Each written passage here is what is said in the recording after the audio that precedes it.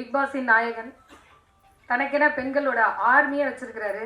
Fire படத்தின் முக்கியமான ஃபயருங்க நம்ம ஹீரோ பாலாஜி முருகதாஸ் அவர்களை பேச அன்போடு அழைக்கிறோம்.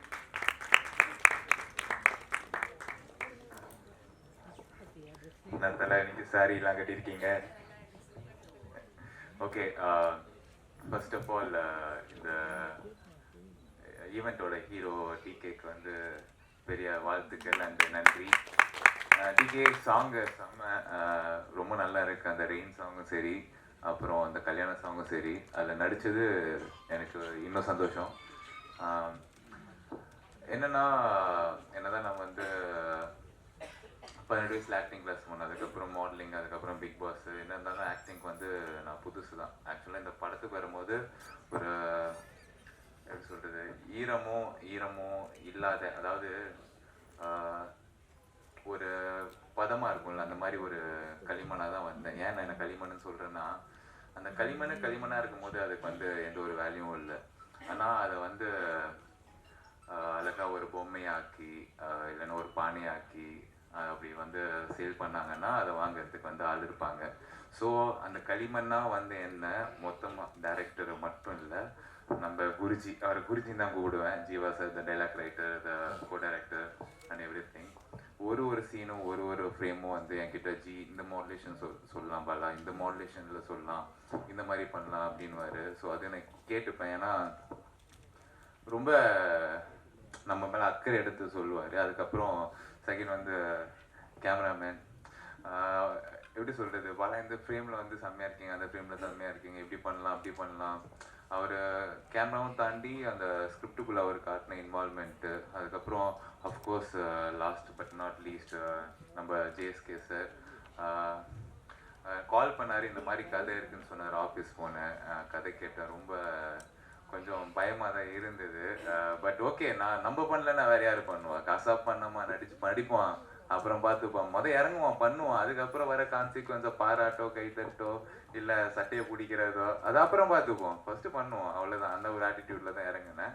So I was really blank. So என்னன்னா இங்கே நான் வந்து அப்புறம் வந்து மானஸ் ரிஹர்சல் எல்லாம் போனேன்.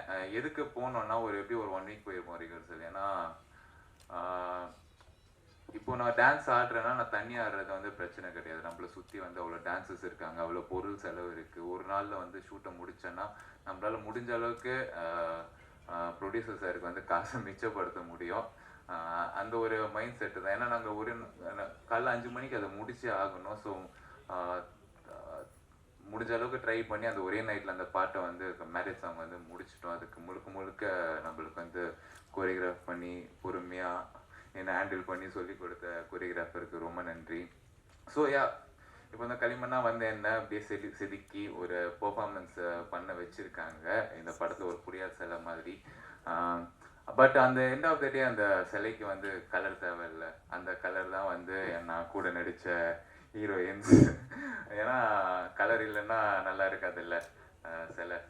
ஸோ நான் இந்த படத்தில் வந்து நல்லா பண்ணியிருக்கேன் நீங்கள் நினச்சிங்கன்னா all credits entirely goes to my movie team, technicians and my co artist and all other people. நான் வந்து கொஞ்சம் தாங்க. நன்றி, வணக்கம். And last but not least இங்கே வந்திருக்க பெரிய ஜாம்பவான் சார் எல்லாருக்குமே வந்து ரொம்ப நன்றி. நீங்கள் இந்த மாதிரி புது ஆர்டிஸ்ட் படத்துக்கு வந்து சப்போர்ட் பண்ணுறதுக்கு தேங்க்யூ ஸோ மச். நல்லா எழுதுங்கப்பா. ரொம்ப அடக்க ஒடுக்கமா நல்லா அமைதியாக பேசிட்டு போயிட்டாரு. பெண்களுக்காக பிரத்யேக ஷோ போட்டாங்க. ஷோ முடிச்சுட்டு வந்த உடனே எல்லாரும் அவர்கிட்ட முதல்ல சார் உங்களோட விசிட்டிங் கார்டு கொடுங்க அப்படின்னு தான் கேட்டாங்க. அடுத்த வாரம் ஆண்களுக்காக ஷோ போட்டாங்க. அப்பயும் அந்த பசங்களாம் வந்து சார் உங்கள் விசிட்டிங் கார்டு கொடுங்கன்னு தான் கேட்டாங்க. நம்மளும் ஷோ பார்த்துட்டு அதை கேட்போமான்னு தெரியல. ஓகே, நன்றி சார். அடுத்ததான் பல வெற்றி படங்களை தந்த தயாரிப்பாளர், அது மட்டும் இல்லைங்க, இப்பொழுது பல வெற்றி படங்களில் நடிப்பவருமான அம்மா கிரியேஷன் டி சிவா அவர்களை பேச அழைக்கிறோம்.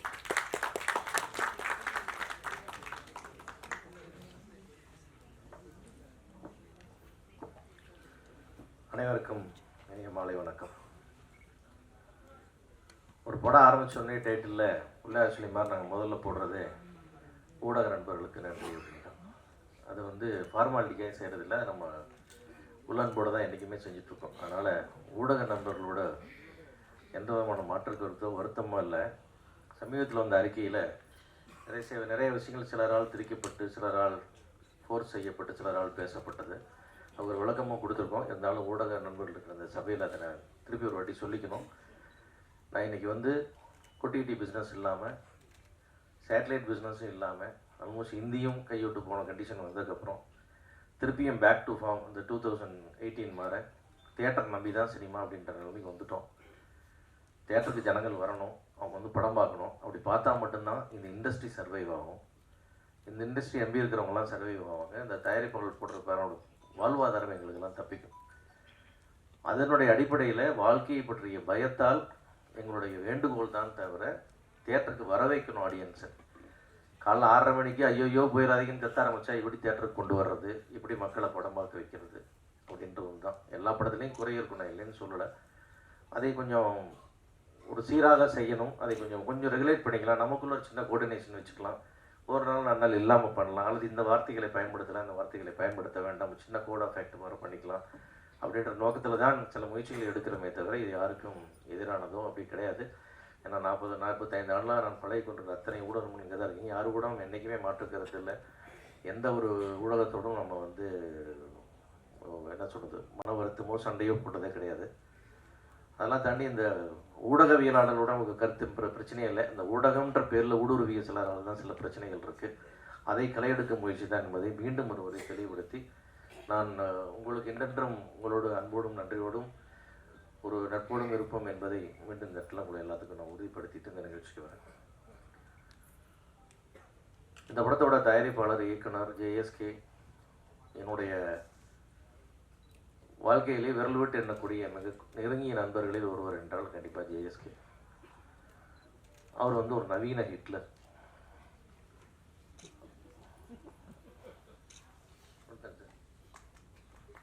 எல்லாத்துக்குமே தெரியும் அது எப்படி மாதிரி ஹிட்லர். ஏன்னா உன்னை நினச்சிட்டு அதை நடத்தியே ஆகணும், செஞ்சே ஆகணும், முடிச்சே ஆகணும். அதில் மாற்றமே கிடையாது. அது நிச்சயமாக முடியாது, நமக்கு தெரியாது, நான் முடிச்சுடுவேன். நான் அப்போ அடிக்கடி அவருக்கு சொல்லுவேன், இந்த மாதிரி ஒரு அராஜகத்தை பெற்று வளர்த்த அம்மாவுக்கு ஒரு பெரிய அவார்டு கொடுக்கணும், அது கட்டிட்டு வளர்ந்த மனைவிக்கு மிகப்பெரிய ஒரு அவார்டு கொடுக்கணும். ஏன்னா இவ்வளோ தாங்கியிருக்காங்க. நமக்கு அப்பப்போ பார்க்கும்போதே டென்ஷன் ஆகுது. ஒரு விஷயத்தையும் சொன்னால் அதை செஞ்சு ஒரே ஆட்டம், இதை பண்ணி ஆகணும், பண்ணி ஆகிடணும். டைரக்ட் பண்ணணும்னு ஆரம்பித்தா டைரக்ட் பண்ணிடணும். அது இப்படி தான் பண்ணணும், அப்படி தான் பண்ணணும். ஆனால் அதனால் எல்லாத்துலேயுமே ஒரு அதுக்கு அடிப்படையில் ஒரு அன்பு இருக்கும். ஆனால் திட்டமிடுதல் பிரமாதமாக இருக்கும், துணிச்சல் இருக்கும் பயங்கரமாக. நீங்கள் ட்ரம்ப் முன்னாடி போட்டு வச்சுட்டு காமலை போட்டு ஜாலியாக பேசிட்டு இருப்பார். அந்த மாதிரி வந்து ஒரு ஒரு மிகப்பெரிய தன்னம்பிக்கை அவர். ஆக்சுவலாக எது வேணாலும் தைரியமாக சொல்கிறது, தைரியமாக அப்ரோச் பண்ணுறது. நீங்கள் யார்கிட்ட ஃபோன் பண்ணி சொன்னீங்கன்னாலும் ஃபோன் பண்ணி எடுத்து டேராக பேசி இந்த ஃபோன்லேயே வேலையை முடிக்கக்கூடிய திறமை, இந்த மாதிரி பல்முகம் கொண்ட திறமைகள்லாம் கொண்ட ஒரு அற்புதமான ஒரு நண்பர் அவர். அந்த அராஜகத்துக்குள்ளே ஒரு பெரிய ஆளுமை இருக்கும், அன்பு இருக்கும். அப்பேற்பட்ட ஒரு எடுத்தவர் தான் இந்த படம். என்னன்னு கேட்டிங்கன்னா, நான் அந்த படத்தை வந்து ஒரு நண்பராக நான் வந்து அந்த படத்தை அவரை நான் அட்மையர் பண்ணவே இல்லை, ஒரு தயாரிப்பாளர் அட்மையர் பண்ணுறேன். அப்படி ஒரு பிளானிங், சொன்ன பிளான், சொன்ன டேஸு, சொன்ன பட்ஜெட். எனக்கு இப்போ கூட இங்கே பேசும்போது தெரியுது எனக்கு சாங் 1 நைட்டில் எடுத்தாங்க அப்படின்னு சொல்லிட்டு. ஏன்னா மேலே அவ்வளோ நல்லா இருந்தது song. Well composed master WhatsApp.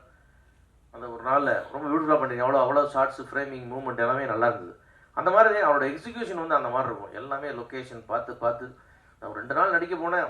Short அவ்வளோதான், வந்தால் டக் முடிச்சு போயிட்டு இருங்க சார். அந்த எண்டு ஃப்ரேமில் ஒரு திரும்பி பரவாயில்ல நான் கட் பண்ணிக்கிறேன். அந்த மாதிரி எல்லாமே பிளானிங். ஒரு முதல் படம் பண்ணுற டேரக்டருக்கான எந்த விதமான ஒரு சின்ன சங்கோஜமோ சந்தேகமோ எல்லாத்தையும் டிஸ்கஸ் பண்ணி எடுக்கிற மாதிரியெல்லாம் இல்லை. எல்லாமே மைண்டில் வச்சுட்டு பிரமாதமாக ஒர்க் பண்ணார். அந்த வகையில் வந்து நான் படம் பார்க்கும் போதும் அது தெரிஞ்சுது. எங்கேயுமே ஒரு சின்ன ஃப்ளா இல்லை, இது மிஸ் பண்ணிட்டாரு, இது லாஜிக் விட்டார், அந்த மாதிரிலாம் எதுவுமே இல்லை. எல்லாமே ரொம்ப பர்ஃபெக்ட். எப்படி இவ்வளோ தூரம் நீங்கள் யோசிக்க முடிஞ்சதுன்றது எனக்கு ரொம்ப ஆச்சரியமாக இருந்தது. அந்த வகையில் வந்து அது வந்து ஒரு அடல்ட் கண்டென்ட்டாக இருந்தால் கூட அதில் வந்து ஒரு வழக்கமாக அந்த மெசேஜ் உள்ள கதையில் வந்து மேட்டர் இருக்காது, மேட்டர் உள்ள கதையில் மெசேஜ் இருக்காது. இது ரெண்டுமே இருக்குதுன்றது ரொம்ப ஒரு அழகான விஷயம். ரொம்ப நாள் ஆச்சு இந்த மாதிரி ஒரு இன்ட்ரெஸ்டிங்கான ஃபில்ம் ஒன்று பார்த்து. அந்த மாதிரி ஒரு நல்லாயிருக்கும் அது ஒரு விதத்தில். அது கண்டிப்பாக வந்து தேட்டரில் வந்து ஒரு பெரிய ரெவென்யூ பண்ணக்கூடிய படமாக நிச்சயமாக இருக்குன்னு நான் 100% நம்புகிறேன். இந்த விழாவுக்காக சொல்ல நீங்கள் எல்லாருமே தேட்டர் ரிலீஸ்க்கு அப்புறம் நீங்கள் சொல்லுவீங்க அது என்ன ஷேர் பண்ணுச்சு அப்படின்னு சொல்லிட்டு. கண்டிப்பாக இந்த படத்தை யாரும் வாங்கினாலும் அவங்களுக்கு ஜாக்பாட்டு தான்.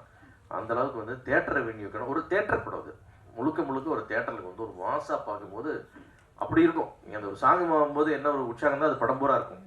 அந்த மாதிரி வந்து இன்ட்ரெஸ்டிங்காக பண்ணியிருக்காரு. ஒரு ஒண்டர்ஃபுல் மெசேஜோட ரொம்ப அழகாக பண்ணியிருக்காரு. அந்த டீமுக்கு ரொம்ப நன்றி சொல்லணும். அதுதான் முக்கியமாக வந்து அந்த படம் நிச்சயமாக கமர்ஷியலாக ஒரு மிகப்பெரிய வெற்றியை பெறும். அதை கண்டிப்பாக ஜேஎஸ்கேக்கு வந்து ஒரு பெயரா புகழா மானிட்டரி எல்லா விதத்துலையுமே ஒரு பெரிய படமாக அவருக்கு அமைஞ்சிருக்கு இந்த படம்.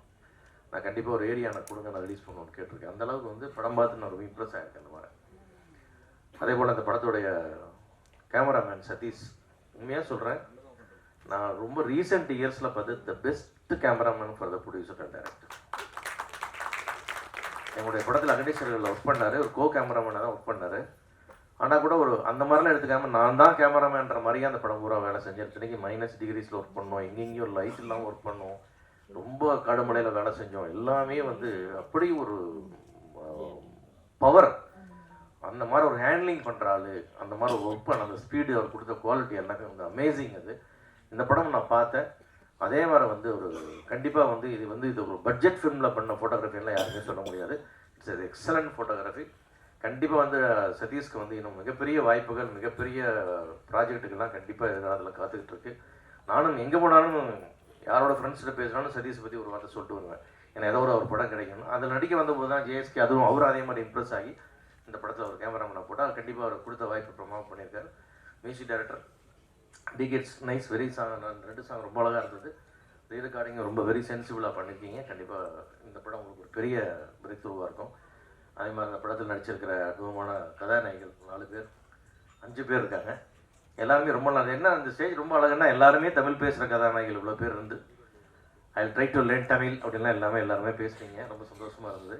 எல்லாருமே வந்து அந்த கதையினுடைய கதாபாத்திரம் வந்து பொறுப்புணர்ந்து அதில் கொஞ்சம் என்ன தேவை, இப்படி ஒரு ஸ்பைஸ் கேட்குறா டேரக்டர்ன்ற அந்த சென்ஸை புரிஞ்சுக்கிட்டு ஒரு கமர்ஷியல் எலிமெண்ட் தேவைன்றது புரிஞ்சு எல்லாருமே அதை பர்ஃபார்ம் பண்ணியிருக்காங்க. அந்த வகையில் இவ்வளோ பியூட்டிஃபுல்லாக கோஆப்ரேட் பண்ணவங்க எல்லாத்துக்கும் என்னுடைய நன்றி.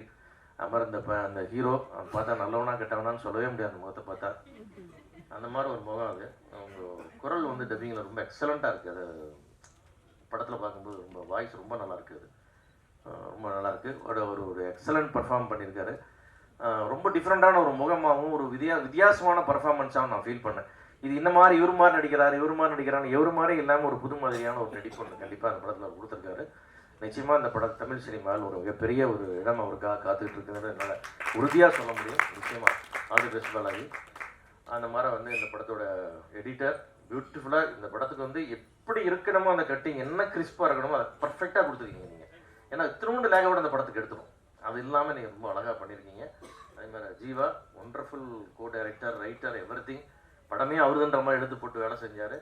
அவருக்கு ஒரு அருமையான நம்முடைய பாடலாசிரியர்கள் எல்லாருமே, ஆர்ட் டைரக்டர் எல்லாருமே வந்து ரொம்ப அழகாக பண்ணாங்க. இந்த ஒரு நல்ல டீம் அமைஞ்சது ஜேஎஸ்கேக்கு. அவரும் அப்படியே அழகாக எல்லாத்தையும் கொண்டு போனார்.